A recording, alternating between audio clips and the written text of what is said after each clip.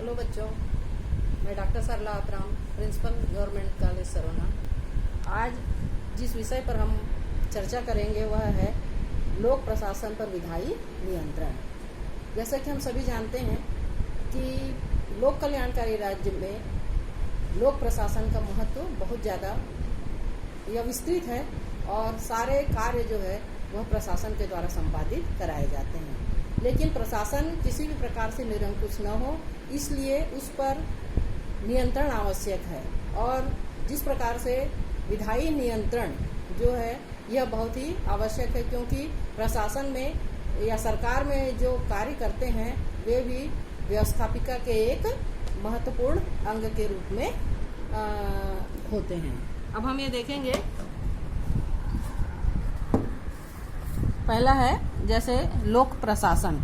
लोक प्रशासन का अर्थ है कि मानवीय और भौतिक साधन जो जन कल्याण के लिए कार्य करते हैं उनका मिला जुला जो स्वरूप है वह लोक प्रशासन कहलाता है। इसमें जनता के लिए बहुमत अधिक से अधिक अधिकतम लोगों का अधिकतम सुख के आधार पर लोक प्रशासन कार्य करता है।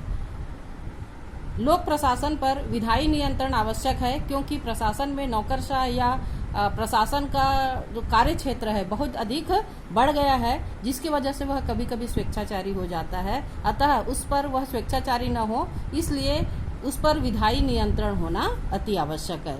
अब हम देखेंगे कि प्रशासन पर विधायी या संसदीय नियंत्रण किस प्रकार से होता है। इसमें इसके दो स्वरूप हैं। पहला है विधेयात्मक स्वरूप। विधेयात्मक स्वरूप से तात्पर्य है क्योंकि विधायिका के द्वारा नीतियों का निर्माण किया जाता है और कानूनों का निर्माण किया जाता है। नीतियों का निर्धारण जन साधारण के लिए किया जाता है, जो जन साधारण को अधिक से अधिक लाभ प्रदान कर सके और उन समरसता से उनका जीवन व्यतीत हो सके। ऐसे कानूनों का निर्माण विधायिका के द्वारा किया जाता है और प्रशासन को यह कहा जाता है कि इन नीतियों का या इन कानूनों का सही ढंग से पालन कराया जाए। दूसरा है निषेधात्मक स्वरूप। यह सबसे महत्वपूर्ण है। संसदीय नियंत्रण के आधार पर प्रशासन के ऊपर निषेधात्मक जो स्वरूप है या निषेधात्मक रूप जो है वह निम्न साधनों के द्वारा अपनाया जाता है। सबसे पहला है जिसमें राष्ट्रपति का भाषण। राष्ट्रपति सबसे सर्वोच्च पद है भारत में, और जब भी अधिवेशन होता है तो पहला भाषण राष्ट्रपति के द्वारा दिया जाता है और राष्ट्रपति के भाषण के पश्चात 4 घंटे का जो समय होता है वह बहस के लिए होता है, जिसमें प्रतिपक्ष इस पर जोरदार बहस करता है और बहस करके नीतियों को सही ढंग से संचालित करने के लिए आग्रह करता है।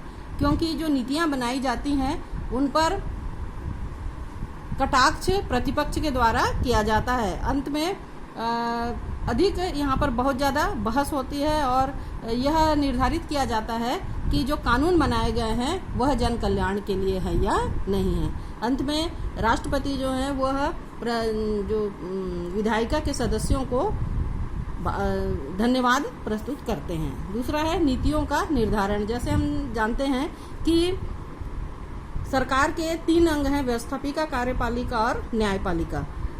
व्यवस्थापिका या विधायिका का जो प्रमुख कार्य है वह है नीतियों का निर्धारण, जिसमें दोनों सदन, संसद के दोनों सदन, निम्न सदन और उच्च सदन, लोकसभा और राज्यसभा के सदस्य होते हैं, और राष्ट्रपति, इन तीनों को मिलाकर नीतियों का निर्धारण किया जाता है और अधिक से अधिक सुचारू ढंग से नीतियों का निर्धारण हो सके और जन कल्याण इसमें हो सके। इसलिए इसका प्रमुख जो कार्य है वह नीतियों का निर्धारण है। अतः संसद जो है नीतियों का निर्धारण करती है और प्रशासन के द्वारा जो कार्य संचालित किया जाता है उस पर यह नियंत्रण करने का करती है।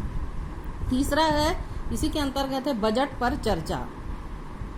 प्रशासन में बजट बहुत ही आवश्यक तत्व है। जैसे लूथर गुलिक ने कहा है पोस्ट कार्ब में कि धन जो है वह प्रशासन का रक्त है और प्रशासन बिना बजट के, बिना धन के वह संचालित नहीं हो सकता। संसद में बजट पर जब चर्चा की जाती है तो क्योंकि संसद की अनुमति के बिना न तो 1 पैसे का आय किया जा सकता है और न ही 1 पैसे का व्यय किया जा सकता है। अतः बजट में किस प्रकार से बजट संपादित किया जाए या संसद के द्वारा जो निधि संचालित की जा रही है, दी जा रही है, उस पर सही ढंग से उसका सही कार्यों में वह खर्च हो, इस पर भी इसमें चर्चा की जाती है। इसी में नेक्स्ट है शासन से प्रश्न पूछना। यह भी लोक प्रशासन या प्रशासन पर विधायी नियंत्रण का एक महत्वपूर्ण तत्व है। इसमें शासन से प्रश्न 3 पूछे जाते हैं। वे प्रश्न 3 प्रकार के होते हैं। पहला है तारांकित प्रश्न। तारांकित प्रश्न का तात्पर्य है कि जब सदस्यों के द्वारा इस प्रश्न को पूछा जाता है तो संबंधित मंत्री को मौखिक रूप से इसका उत्तर दिया जाना आवश्यक है। दूसरा प्रश्न होता है अतारांकित प्रश्न। यह भी बहुत महत्वपूर्ण होता है, जिसमें इसका उत्तर संबंधित विभाग के द्वारा लिखित रूप में दिया जाता है। यह अतारांकित प्रश्न है, अतः इसमें अनुपूरक प्रश्न इसमें शामिल नहीं किए जाते, जबकि तारांकित प्रश्न में अनुपूरक प्रश्न शामिल किए जाते हैं। तीसरा है अल्प सूचना प्रश्न। यह प्रश्न भी विधायिका में पूछे जाते हैं। 10 दिनों की अवधि से कम अवधि की सूचना देकर यह प्रश्न पूछे जाते हैं, जो सामान्य विषय के प्रश्न होते हैं। नेक्स्ट है काम रोको प्रस्ताव। यह भी विधायी नियंत्रण का एक महत्वपूर्ण तत्व है। सामान्य कामों को रोककर जब सार्वजनिक महत्व के मामलों पर चर्चा की जाती है तो उसे काम रोको प्रस्ताव कहा जाता है। यह सामान्यतः उन मामलों में चर्चा की जाती है जिस पर बहुत ही आवश्यक जो मामले होते हैं, वह उन मामलों पर यह काम रोको प्रस्ताव पर चर्चा की जाती है। यह सामान्य जो बहस है उससे यह अलग होती है। नेक्स्ट है संसदीय समितियां। विधायी नियंत्रण का यह एक महत्वपूर्ण पक्ष है, क्योंकि संसदीय समितियों का निर्माण करके विधायिका जो है वह प्रशासन पर नियंत्रण रखती है। इस हेतु वह कुछ समितियों का गठन करती है, जिसमें पहला है लोक लेखा समिति। यह लोक लेखा समिति जो है वह महालेखाकार की रिपोर्ट की जांच करती है और जो धन व्यय किया जा रहा है वह सही ढंग से वह खर्च किया जा रहा है या नहीं किया जा रहा है, लेखों का और रिपोर्टों की वह जांच करती है। दूसरा है प्राक्कलन समिति। इस समिति का गठन 1950 में हुआ। यह प्राक्कलन समिति का गठन इस आधार पर किया गया है कि जो खर्च के लिए पैसा दिया गया है या जो धन दिया गया है उसको मितव्ययता के द्वारा खर्च किया जा रहा है या नहीं। अतः इस समिति के द्वारा यह निर्देश और सुझाव भी दिए जाते हैं कि जो धन दिया गया है संसद के द्वारा, उसे संबंधित विभाग या प्रशासन जो है वह मितव्ययता से उसको खर्च कर रहा है, यानी उसकी जांच जो है वह इस समिति के द्वारा की जाती है। तीसरा है सहकारी उपक्रम समिति। उपक्रमों की यह जो शासन के जो उपक्रम होते हैं उनमें जो खर्च किया जाता है उन उपक्रमों की रिपोर्ट और उन लेखों की जांच इस समिति के द्वारा किया जाता है। और चौथा है आश्वासन समिति। यह भी एक महत्वपूर्ण समिति है, क्योंकि जनप्रतिनिधियों के द्वारा जो आश्वासन दिए गए होते हैं उन आश्वासनों को पूरा किस प्रकार से किया जा रहा है या नहीं किया जा रहा है, यह भी विधायिका का एक महत्वपूर्ण कार्य है कि आश्वासन जो दिए गए हैं उस पर जो पैसा खर्च हो रहा है वह सही ढंग से खर्च हो रहा है या नहीं। नेक्स्ट है अविश्वास प्रस्ताव। यह भी विधायिका का प्रशासन पर बहुत बड़ा नियंत्रण है। विपक्ष को बहुमत प्राप्त होने पर सरकार को त्यागपत्र देना होता है और यह तय करना होता है कि जो सरकार संचालित है वह बहुमत पर है या नहीं है। क्योंकि जब तक के लोकसभा या निम्न सदन में जब तक के बहुमत है तब तक वह सरकार बनी रहेगी, और यदि वह बहुमत खो देती है तो उस सरकार को त्यागपत्र देना होता है। विपक्ष के द्वारा अविश्वास प्रस्ताव लगाया जाता है। इसमें 3 महत्वपूर्ण उदाहरण हमारे यहाँ हैं। चौधरी चरण सिंह सरकार इसी आधार पर गिर गई थी। 1991 में चंद्रशेखर का मंत्रिमंडल भी इसी प्रकार का समापन हुआ था और 17 अप्रैल 1999 में अटल बिहारी वाजपेयी की सरकार एक मत से गिर गई थी। आप लोग को शायद जानकारी हो कि यह जो सरकार है वह एक मत से अपना बहुमत खो दी थी और इस सरकार को गिरना पड़ा था। नेक्स्ट है प्रस्ताव।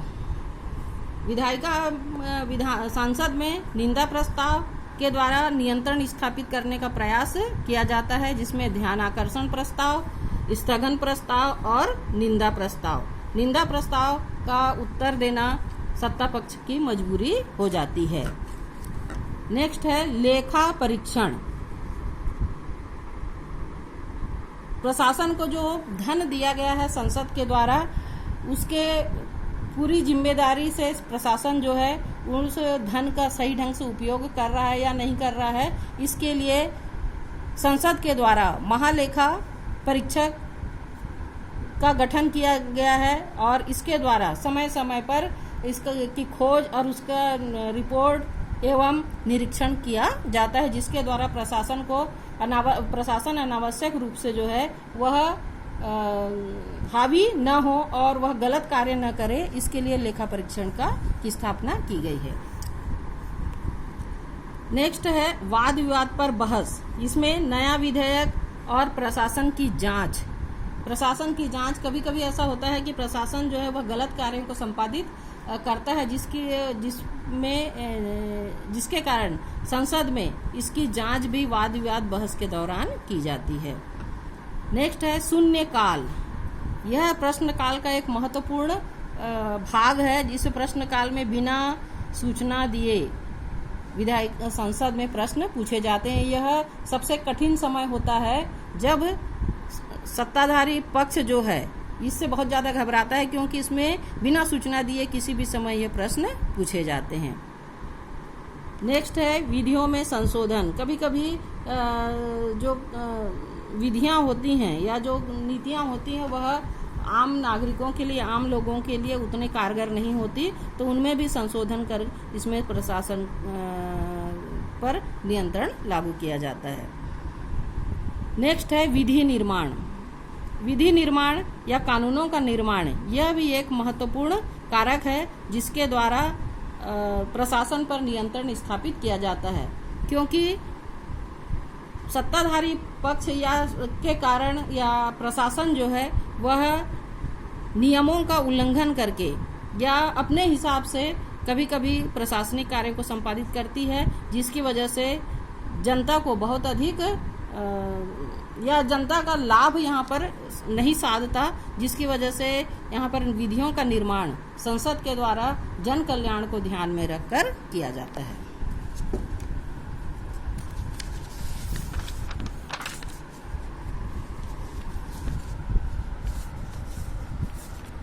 अब हम देखेंगे कि विधायी नियंत्रण की क्या सीमाएं होनी चाहिए। अभी तक हमने देखा कि किस प्रकार से विधायी नियंत्रण जो है वह प्रशासन पर लागू किया जाना चाहिए। वास्तव में यह नियंत्रण होना चाहिए, लेकिन क्या वास्तव में यह नियंत्रण हो पाता है? तो इसमें कुछ सीमाएं हैं इनकी, इन सीमाओं पर भी हम बात करेंगे।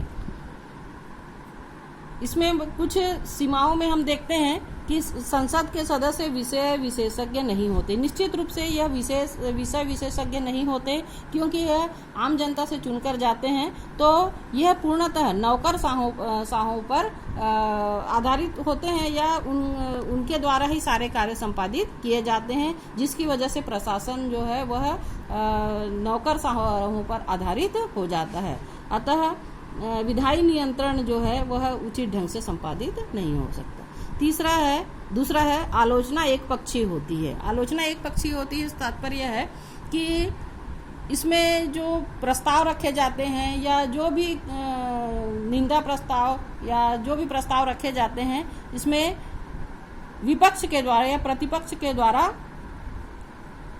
यह कार्य किया जाता है जिसमें उनका एकमात्र, कभी कभी तो एकमात्र यह उद्देश्य होता है कि सत्ता पक्ष का केवल और केवल सत्ता पक्ष की आलोचना करें। इसलिए भी यह नियंत्रण जो है वह सही ढंग से संपादित नहीं हो सकता है।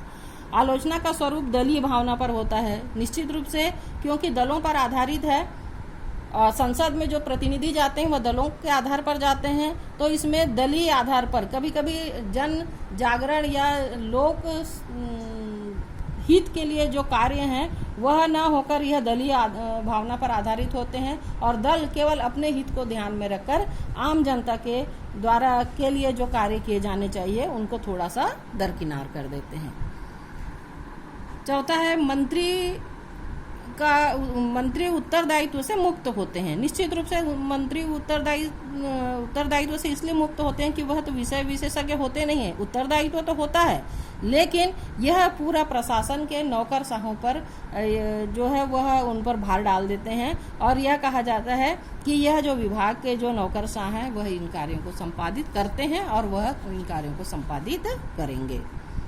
अब हम ये देखेंगे कि विधायी नियंत्रण को अधिक उपयोगी बनाने के लिए कुछ हम सुझाव दे सकते हैं, जिसमें पहला हमने रखा है, समितियों को हित समूह और गैर सरकारी विशेषज्ञ मीडिया को सुनना चाहिए, जिससे वास्तविक जानकारी प्राप्त हो सके। क्योंकि किसी भी कार्य को संपादित करने के लिए सबसे ज्यादा आवश्यक है कि उसकी सही सूचना शासन तक पहुंचे या संसद तक पहुंचे और उसके आधार पर वहां पर बहस हो।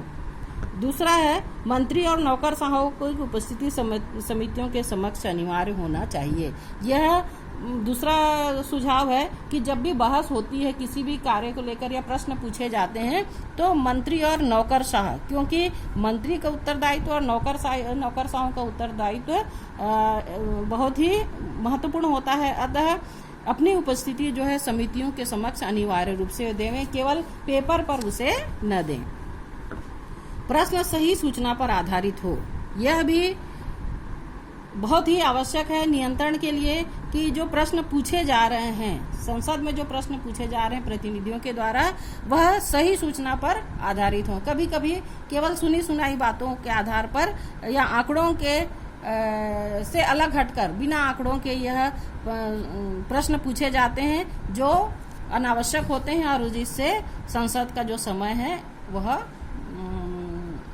बेकार होता चला जाता है।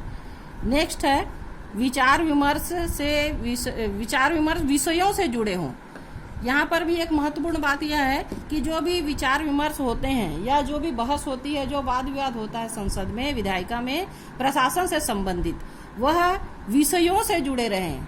अनर्गल बातों को ज्यादा ध्यान न देकर जो संबंधित विषय है उसी को पॉइंट आउट करके यहाँ पर उसका निदान किया जाए और प्रशासन पर नियंत्रण स्थापित करने का प्रयास किया जाए।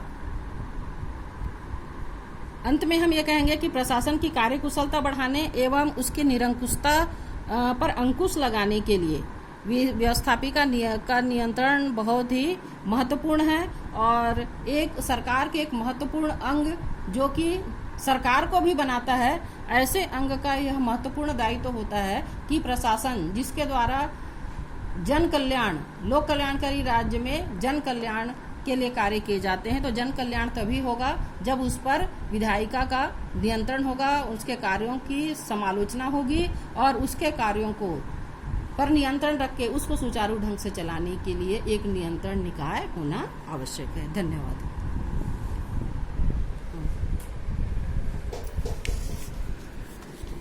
बच्चों,